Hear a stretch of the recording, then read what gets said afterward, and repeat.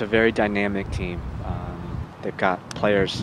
Their four highest players. They're two strikers, or if they play with one striker and the player that plays directly underneath them, and then their two wingers are all very dynamic, gifted attacking players.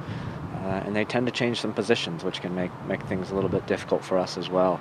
And they've got outside backs that like to attack if they choose to attack with that mindset tomorrow night, or if they sit back, there can be a very difficult team to break down as well. So this is a very, very quality opponent. The way we would go at it, we would still come and try and win the game and see if we can get that first goal. We're not sure if they're going to be like that. I mean, they don't have Jason Kreis as their coach, so maybe a different mentality might come out of them, which could see them sitting back and trying to defend and go for the draw. But we'll have to wait and see. But for the most part, we're going to be just worried about ourselves, playing, dominating soccer on our field and in front of our fans. Anytime you see a team in person, you play them at their place. Obviously you have a better idea of who they are, of their personnel, what style they want to play than just some tape here and there. It's kind of hard to get film on some of these foreign teams. So we know they've got some very dangerous players. They commit a lot of numbers forward, and the thing probably that's most dangerous is they're very interchangeable in the attack.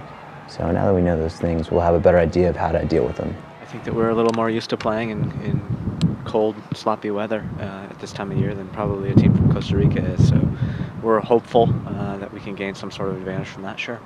It should be maybe nasty weather, something we've seen. But I don't really know too much about their team. I don't know their players. I don't know them personally. So, but I'm sure they'll be prepared and ready to go.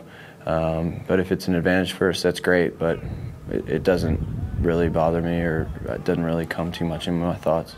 This is always the funnest time of the year. There's no more worrying about being in summer doldrums for me. There's no more racking my brain and trying to figure out how to motivate players.